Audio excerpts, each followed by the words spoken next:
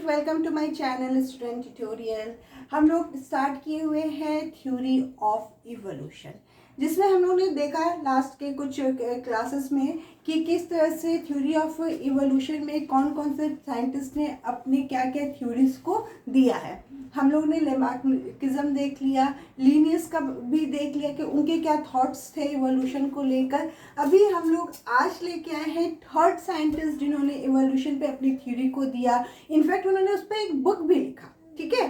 तो डार्विन की जो थ्योरी है, क्योंकि वो बहुत एक्सप्लेन उन्होंने किया था चीज़ों को, इसीलिए हम इसको एक नए वीडियो के उसमें लेके आए हैं। मतलब हमने उस वीडियो से कंटिन्यू नहीं किया लास्ट क्लास के, हम इसके लिए एक नया वीडियो आज शूट कर रहे हैं, ठीक है।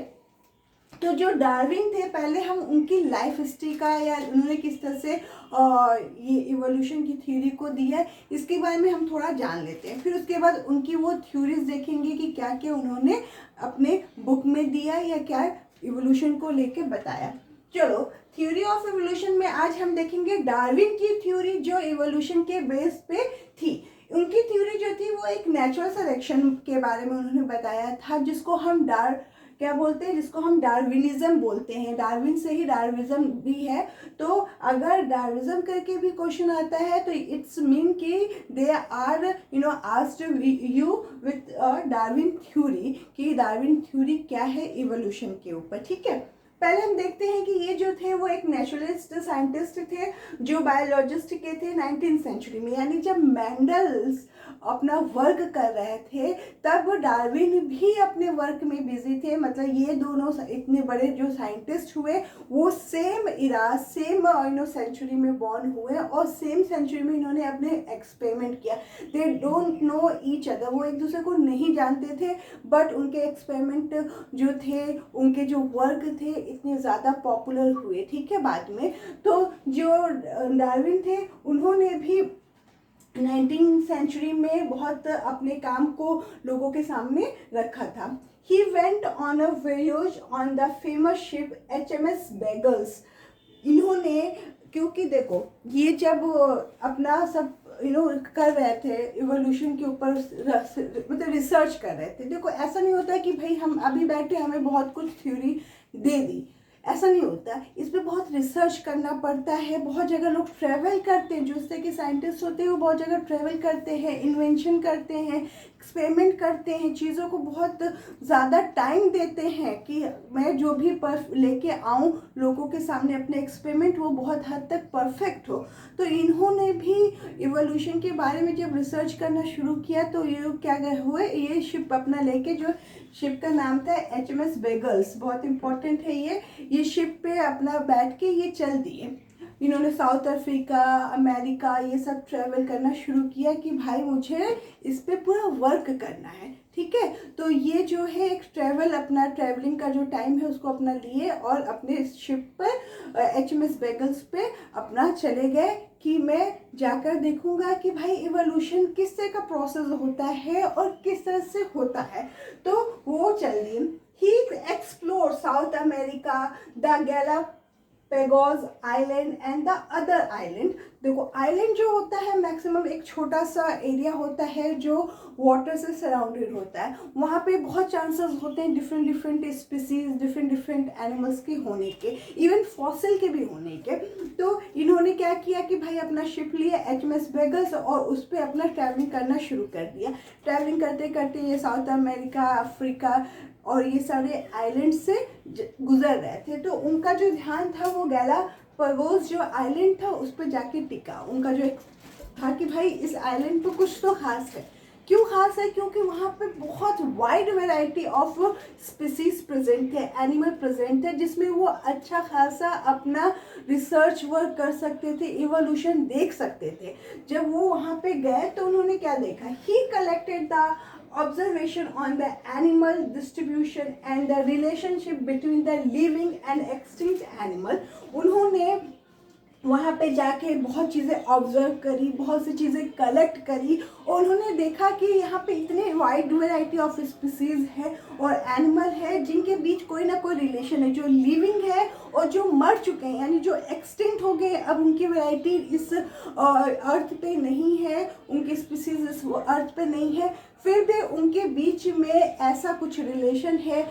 फॉसिल भी वहाँ पे उनको मिले, उसको भी देख इन्होंने समझा कि जो एक्सटिंक्ट एनिमल हुए हैं और जो अभी लिविंग प्रेजेंट है इस अर्थ पे, उनके बीच कोई रिलेशन है। यानी उनको ये चीज़ समझ में आया कि जो एक्सटिंक्ट हो गए हैं उन्हीं का एक वेरिएशन जो है इस अर्थ पे प्रेजेंट है। ठीक है, तो ही collected the observation on animal distributions and the relationship between living and extinct animal.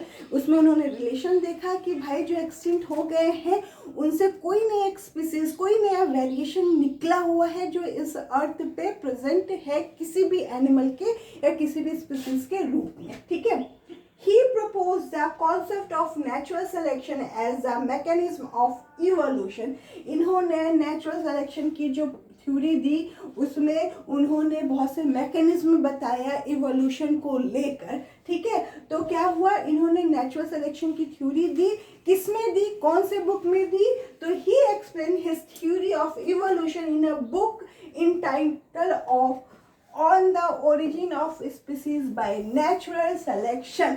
यानी इन्होंने जो थ्योरी दी, अपनी थ्योरी को इवोल्यूशन पे जो बेस थ्योरी थी उसको एक बुक में पूरा का पूरा उन्होंने डाल दिया और उस बुक का नाम उन्होंने दिया on the origin of species by natural selection. यानी वो चीज़ जो नेचुरल सिलेक्शन हो रहा है, किस चीज़ का हो रहा है, जो फिट है, जो इस एनवायरनमेंट में सर्वाइव कर सकता है, वही स्पीसीज, वही एनिमल इस नेचर द्वारा सेलेक्ट किया जाता है जो सर्वाइव कर सकता है। और जो फिट नहीं है, जो सर्वाइव नहीं कर सकता, जो वेरिएशन नहीं शो कर सकता, जो वेरिएशन आगे कट के इवोल्यूशन में नहीं जा सकता, वो अनफिट है इस वेरिएशन में और वो यहाँ से एलिमिनेट हो जाता है, यानी निकाल दिया जाता है या उनको मार दिया जाता है। ये चीज़ उन्होंने अपनी बुक में on the basis of selection of species natural selection उन्होंने दिया। तो द ओरिजिन ऑफ स्पीसीज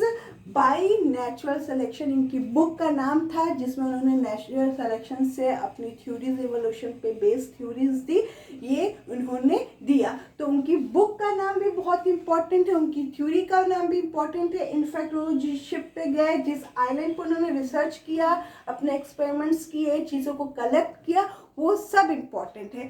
तो ये पूरा एक्सप्लेन करने का यही पर्पस था कि कोई कोई एग्जाम में इन चीज़ों को भी पूछा जाता है कि वो किस शिप पे गए, उनकी शिप का क्या नाम था, उनकी बुक का क्या नाम था, किस आइलैंड पर उन्होंने रिसर्च किया, क्या क्या।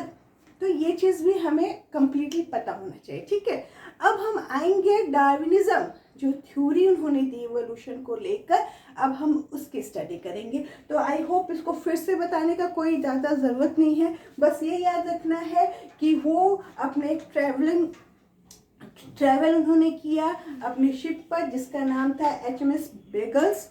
ये उसी सेंचुरी में इन्होंने एक्सपेरिमेंट शुरू किया जिसमें मेंडल भी अवेलेबल थे, वो अपना एक्सपेरिमेंट कर रहे थे, ये अपना एक्सपेरिमेंट करते, बट दोनों एक दूसरे को नहीं जानते थे। अगर वो आज जानते रहते, अगर वो उस टाइम एक दूसरे को जानते रहते तो बहुत अच्छी अच्छी थ्योरी और बहुत करेक्ट थ्योरी आती। दोनों का जो वर्क था वो बहुत अच्छा था। अगर वो दोनों के वर्क एक साथ मिल के हुए रहते या एक दूसरे को जान के उन्होंने अपनी चीज़ों को मैच कराया होता, तो जितनी चीज़ें डार्विनिज्म के एक्सपेरिमेंट को हटाया गया, उनको नहीं एक्सेप्ट किया गया, वो आज पूरी तरह से करेक्ट होती। ठीक है, तो क्या हुआ, गैलापागोस आइलैंड पे वो गए जो साउथ अफ्रीका में है और अमेरिका में है। उस आइलैंड पे उन्होंने चीज़ों को रिसर्च किया, उन्होंने देखा कि जो लिविंग ऑर्गेनिज्म है, जो एक्सटिंक्ट एनिमल्स है, उनके बीच रिलेशन को उन्होंने देखा, बहुत से फॉसिल्स उनको मिले और ये सब को इकट्ठा किया और प्रपोज किया एक थ्योरी नेचुरल सिलेक्शन जो इवोल्यूशन पे बेस्ड थी। और इन सबको मिला के इन्होंने एक बुक लिखा जिसका नाम था on the basis on the origin of species by natural selection. ठीक है, तो चलो अभी हम लोगों ने बुक देख लिया, किस आइलैंड पे किया, किस शिप पे गए, क्या थ्योरी दिया, ये सब कुछ देख लिया। अब हम उस थ्योरी को एक्चुअल में पढ़ेंगे। ठीक है, हाँ, अब हम लोग आ गए हैं डार्विज्म की थ्योरी पे कि डार्विन ने कौन सी थ्योरी दी। फर्स्ट उन्होंने बताया ओवर प्रोडक्शन। ओवर प्रोडक्शन से ही समझ में आ रहा है कि यानी बहुत से जो स्पीसीज है, चाहे एनिमल हो चाहे किसी भी टाइप की स्पीसीज हो, वो क्या करती है, ओवर प्रोडक्शन करती है। स्पेशली जो छोटे ऑर्गेनिज्म होते हैं, वो उनका जो रिप्रोडक्शन होता है वो बहुत हाई लेवल तक होता है, मतलब बहुत ज़्यादा मिलियंस तक वो एग वगैरह रिलीज करते हैं। जैसे ऑयस्टर है, ये एक सी में पाया जाने वाला, पानी में पाया जाने वाला ऑर्गेनिज्म है। ये जब अंडे ले करता है तो ये 60 to 80 मिलियंस ऑफ अंडे जो होता है वो ले करता है। अब आप सोचो कि इतनी ज़्यादा अंडे वो ले करता और सारे के सारे अगर अंडे जो है यंग वन में कन्वर्ट हो जाएं और सारे के सारे सर्वाइव रहे तो क्या होगा, कुछ जनरेशन के बाद ये पूरे अर्थ जो है उन्हीं से कवर हो जाएंगे, उन्हीं के शेल से कवर हो जाएंगे। तो ऐसे बहुत से स्मॉल ऑर्गेनिज्म होते हैं जो एक ही बार में बहुत ढेर सारे न्यू यंग वंस को बर्थ देते हैं या एग को ले करते हैं पानी में, बट सब कुछ सारे के सारे सरवाइव करें ये ज़रूरी नहीं होता है। तो उन्होंने ओवर प्रोडक्शन की थ्योरी बताई कि इस तरह जो ऑर्गेनिज्म जो होते हैं वो इतने ढेर सारे ओवर प्रोडक्शन करते हैं और उनके बीच जो होता है फाइट होता है खाने के लिए, फूड के लिए। मगर अगर हम इस चीज़ पे गौर करें तो हम ये देखते हैं कि फिर भी इस अर्थ पे जो पॉपुलेशन है वो कांस्टेंट है ना, कांस्टेंट पॉपुलेशन है। इसका मतलब कि कुछ ऐसी चीज़ें हो रही होंगी कि सारे के सारे जो ऑर्गेनिज्म ने एग को लेके, ऑयस्टर ने जितने एग को लेके वो सब सरवाइव नहीं कर पाई होंगी, या तो सरवाइव कर गई होंगी उसके बाद कुछ मर गई होंगी, या तो अंडा पूरी तरह से यंग वन में सारे अंडे कन्वर्ट नहीं हुए होंगे। बहुत से कंडीशन हो सकती है जिससे वो स्पीसीज तो है इस अर्थ पे, बट उसकी जो पॉपुलेशन है वो इंक्रीज नहीं हो पा रही, वो भी एक कांस्टेंट है। इसी तरह हर ऑर्गेनिज्म, हर एनिमल जो है वो रिप्रोडक्शन करता है और उसके रिप्रोडक्शन से जो भी न्यू ऑर्गेनिज्म ऑफस्प्रिंग बनता है उसकी पॉपुलेशन जो होती है वो एक कांस्टेंट वे में होती है। अगर वो कांस्टेंट वे में नहीं होगी तो क्या होगा, survival of food, survival of existence, survival of food, shelter, हर एक चीज़ के लिए फाइट होना शुरू हो जाएगा। तो उन्होंने पहले बताया ओवर प्रोडक्शन के लिए living beings both plants and animals have an innate desire to produce their own progeny so that their race में कंटिन्यू। हर स्पीसीज, हर एनिमल जो होते हैं उनके अंदर रिप्रोडक्शन करने की पावर होती है, चाहे वो सेक्सुअली करे चाहे एसेक्सुअली करे, वो रिप्रोड्यूस करते हैं जिससे वो अपने जैसा एक न्यू ऑर्गेनिज्म बना सके, अपने जैसा ऑफस्प्रिंग बना सके जो उनकी जनरेशन को और उनके जो जनरेशन है उसको आगे कंटिन्यू कर सके। ये हर एनिमल, हर ऑर्गेनिज्म, हर प्लांट में होता है। तो क्या होता है कि even though all species produce a large number of offspring, population remain Fairlie constant naturally. इसमें से बहुत से स्पीसीज होते हैं जो बहुत ज़्यादा रिप्रोडक्शन करते हैं और बहुत ज़्यादा प्रोडक्शन करते हैं अपने यंग वंस का, अपने जैसे न्यू स्पीसीज का, बट उसके बाद भी इस अर्थ की जो पॉपुलेशन होती है वो पूरी की तरह पूरी कांस्टेंट होती है, क्योंकि उनकी पॉपुलेशन जिस हिसाब से बढ़नी चाहिए वो नहीं बढ़ पाती। बहुत से रीज़न हो सकते हैं बट वो एक कांस्टेंट लेवल पे है।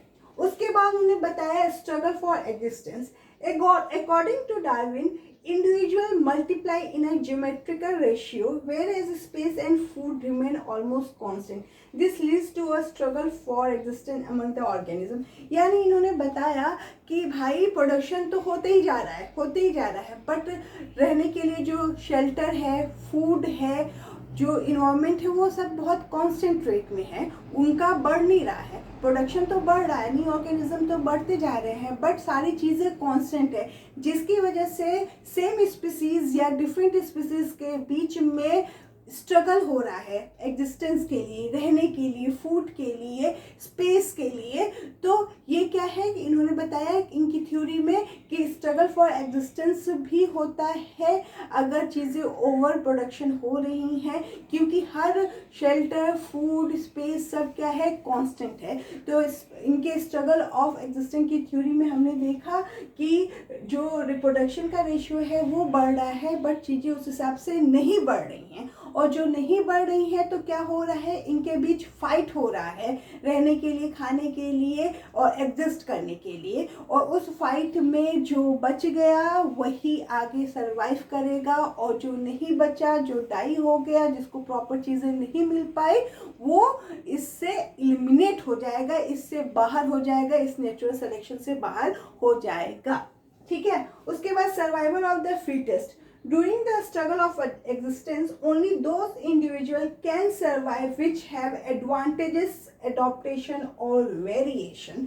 यानी इन्होंने जो अपनी थ्योरी दी थर्ड, जिसमें सर्वाइवल ऑफ फिटेस्ट है, उसमें उन्होंने यही बताया कि जब चीज़ों के बीच में स्ट्रगल हो रहा है, ऑर्गेनिज्म सेम स्पीसीज या डिफरेंट स्पीसीज के बीच में जो फाइट हो रही है रहने के लिए, खाने के लिए और उनके एग्जिस्टेंस के लिए, उसमें वही पर्सन जो है वो फिट हो पाएगा, वही आगे बढ़ पाएगा, एग्जिस्ट कर पाएगा, जिसके अंदर सर्वाइवल की पावर हो, जो वेरिएशन शो कर रहा हो, जो उस फाइट में जीत जाएगा वही आगे जाएगा, वही फिट होगा। अदरवाइज जो नहीं कर पाएगा फाइट, जो अनफिट है, जो वेरिएशन नहीं शो कर पा रहा है, वो आगे नहीं बढ़ेगा। उन्होंने एक एग्जाम्पल भी देके उन्होंने बताया कि जैसे जिराफ की ही एग्जाम्पल थी। उन्होंने जिराफ का ना देके बताया कि कुछ एनिमल्स ऐसे थे, वो भाई एनिमल्स भी ब्रीड कर रहे हैं, रिप्रोडक्शन कर रहे हैं, वो शॉर्ट लेग के एनिमल्स थे। जब तक नीचे घास थी उन्होंने खाया पिया, जैसे ही घास खत्म होने लगी, वो ब्रीड तो कर ही रहे हैं, तो धीरे धीरे उनके जब ब्रीड करें, जब रिप्रोडक्शन कर रहे हैं, तो उनकी ऑफस्प्रिंग जो बन रही, उसमें एक ऐसा एनिमल बना जिसकी टांगें बहुत लंबी थी। ठीक है, टांगे लंबी थी। अब उसकी टांगे लंबे होने से वो क्या किया कि अब प्लांट्स खाने लगा, ट्रीज के लीव्स खाने लगा, जिससे वो सरवाइव करने लगा। और जो उसी के साथ के सिबलिंग थे, जो ऑफस्प्रिंग थे, वो शॉर्ट लेग के थे, वो सरवाइव नहीं कर पाए क्योंकि नीचे की ग्रासेस खत्म हो रही थी। ठीक है, तो उनका शॉर्ट लेग था, वो ऊपर तक नहीं पहुंच पाए थे। बट उन्हीं के ही सिबलिंग में एक ऐसा था जिसके लेग जो है वो लंबी थी, वो सरवाइव कर गया, उसने लीफ को खाना शुरू कर दिया ट्रीज के, और वो सरवाइव कर गया। इसका मतलब क्या है कि उस एनिमल्स ने जिसकी लॉन्ग लेग थी, उसने वेरिएशन शो किया, क्योंकि अब ग्रासेस खत्म हो रही थी, अब वेरिएशन आना ज़रूरी था, जिससे उनकी जो एग्जिस्टेंस है, जो उनका जनरेशन है, वो कंटिन्यू रह सके। इस वजह से नेचर ने उस लॉन्ग लेग को, एनिमल्स को सेलेक्ट किया, जिससे वो सरवाइव कर गया, क्योंकि उसने वेरिएशन शो किया। अगर और लोगों की तरह उसकी भी शॉर्ट लेग होती, खाना नीचे खत्म हो गया, अब तो उसको जीने के लिए कुछ नहीं रहता, तो वो उसका जो एग्जिस्टेंस है, जो उसकी लाइफ है, वो वहीं पर ख़त्म हो जाती, क्योंकि वो क्या कहते हैं, वेरिएशन नहीं शो कर पाया, अपने आप को इन्वायरमेंट के अकॉर्डिंग नहीं कर पाया। तो वहाँ पे उसकी लॉन्ग लेग होने से उसको एक एडवांटेज मिल गया, एक वेरिएशन शो करने से उसको एक एडवांटेज मिल गया, जिससे उससे होने वाली जो प्रोजेनी थी वो आगे सरवाइव कर सकी, आगे बढ़ सकी। तो यहाँ पे इन्होंने यही बताया कि जो ओवर प्रोडक्शन हो रहा है, उससे वही ऑर्गेनिज्म को मतलब फाइट में जो जीतेगा, जो स्ट्रगल जो एग्जिस्टेंस के लिए हो रहा है, फूड के लिए हो रहा है, स्पेस के लिए हो रहा है, शेल्टर के लिए हो रहा है, वही ऑर्गेनिज्म जीतेगा जो उसमें फाइट में सरवाइव कर जाएगा, उस जो वेरिएशन शो करेगा, उस इन्वायरमेंट चेंजेस होते हुए इन्वायरमेंट के अकॉर्डिंग, या जो भी सामने उसके टास्क आ रहे हैं, उसके हिसाब से वो अपने अंदर वेरिएशन शो करेगा और उस फाइट में जीतेगा, वही फिट होगा, वही आगे बढ़ेगा, उसी को नेचर सेलेक्ट करेगा अपने आगे के जनरेशन के लिए। तो क्या हुआ, यहाँ पे नेचर ने लॉन्ग लेग के एनिमल को सेलेक्ट किया, क्योंकि ग्रासेस खत्म हो रही थी, अब सिर्फ और सिर्फ ट्री ही ऑप्शन है। अब जब ट्री ऑप्शन है तो उसके लिए वहाँ तक पहुँचने के लिए क्या होना चाहिए, टांगे लंबी होनी चाहिए, अदरवाइज वो नहीं पहुँच पाएगा। तो इस वजह से यहाँ पे नेचर ने उस लॉन्ग लेग एनिमल को सेलेक्ट किया, जिससे वो सरवाइव किया, और उससे जो प्रोजेनी आई वो आगे सरवाइव करती गई। तो उसने वेरिएशन शो किया, और आगे यही वेरिएशन जाके क्या हो जाता है, इवोल्यूशन हो जाता है। ठीक है, तो डार्विन ने जो थ्योरी दी उसमें थी ओवर प्रोडक्शन की थ्योरी, स्ट्रगल फॉर एग्जिस्टेंस, वही सर्वाइव कर पाएगा, वही एग्जिस्टेंस रह पाएगा जिसका, जो पूरी तरह से लोगों से फाइट कर पाएगा अपने फूड के लिए, अपने शेल्टर के लिए, अपने स्पेस के लिए। और जो नहीं फाइट कर पाएगा, जो उस फाइट में हार गया, वो बिल्कुल एलिमिनेट हो जाएगा। ठीक है, उसके बाद सर्वाइवल ऑफ द फिटेस्ट में वही जो इस स्ट्रगल के, एग्जिस्टेंस के स्ट्रगल के बीच में जो इंडिविजुअल सर्वाइव कर गया, उसी के पास एडवांटेज है कि उसको नेचर सेलेक्ट करेगा, उसको वो, क्योंकि उसने वेरिएशन शो किया, वो फिट है अकॉर्डिंग टू द नेचर, और वही आगे बढ़ेगा। तो ये क्या था, ये डार्विनिज्म थ्योरी थी जो उन्होंने प्रपोज की। ठीक है, क्या नहीं बता पाए ये हम देखते हैं। ठीक है, अब देखो डार्विन की थ्योरी हम लोगों ने पढ़ ली कि किस तरह से ओवर प्रोडक्शन होता है, फिर भी पॉपुलेशन कांस्टेंट रहती है, उस पॉपुलेशन में लोग स्ट्रगल करते हैं अपने एग्जिस्टेंस के लिए, स्पेस के लिए, फूड के लिए, शेल्टर के लिए, उसमें वही सर्वाइव करता है जो वेरिएशन शो करता है, जो फिट होता है, उसी को नेचर जो होती है नेचुरल सिलेक्शन के द्वारा उसको सेलेक्ट किया जाता है, और उसी की प्रोजेनी आगे बढ़ती है, और वही धीरे धीरे इवोल्यूशन को शो करता है। ये उन्होंने डार्विन ने बताया, बट फिर भी उनकी थ्योरी कुछ जगह एक्सेप्ट कर ली गई, फिर भी क्रिटिसाइज की गई, क्योंकि कुछ पॉइंट उन्होंने क्लियर नहीं किया था। अब वो कौन से पॉइंट है, उन्होंने ये नहीं बताया था कि how the variation arise, variation कैसे एराइज हो रहा है, इस चीज़ को उन्होंने क्लियरली नहीं बताया था। दूसरा, इन्होंने ये नहीं बताया था कि which lead to origin of the new species, क्या ऐसी चीज़ है जिससे नया स्पीसीज की ओरिजिन हो रही है, जिससे इवोल्यूशन हो रहा है, वेरिएशन प्रेजेंट हो रहा है, शो हो रहा है, और जो आगे बढ़ के इवोल्यूशन का रूप ले रही है। उन्होंने बहुत कुछ बताया। ठीक है, कुछ थ्योरी उनकी एक्सेप्ट की गई, कुछ थ्योरी नहीं एक्सेप्ट की गई, बट मेन जो चीज़ थी कि वेरिएशन कैसे अराइज हो रहा है, वेरिएशन कैसे हो रहा है एक्चुअल में, या जो न्यू स्पीसीज जो का ओरिजिन हो रहा है वो कैसे हो रहा है, ये जो की पॉइंट था, जो बहुत इंपॉर्टेंट चीज़ थी, जो बहुत मतलब क्लियर होना बहुत ज़रूरी था। ठीक है, अगर आपने बहुत सारे एक्सपेरिमेंट कर लिया और आपको लॉजिक ही नहीं पता, आपको यही नहीं पता आप वो एक्सपेरिमेंट क्यों कर रहे हैं या उसका क्या रोल होने वाला है, तो वो कोई मायने नहीं रखता है। तो वही चीज़ हुई कि उन्होंने वेरिएशन तो बताया कि भाई वेरिएशन होगा, वही सेलेक्ट होगा, बट वेरिएशन कैसे होगा, कैसे एराइज होगा, कैसे शो होगा, कैसे न्यू स्पीसीज बन रही है, किस तरह से पुराने स्पीसीज से किस तरह से न्यू स्पीसीज बन रही, ये चीज़ उन्होंने क्लियरली नहीं बता पाए, जिससे उनकी थ्योरी पूरी तरह से एक्सेप्ट नहीं की गई। बाद में उसमें मॉडिफिकेशन वगैरह किया गया।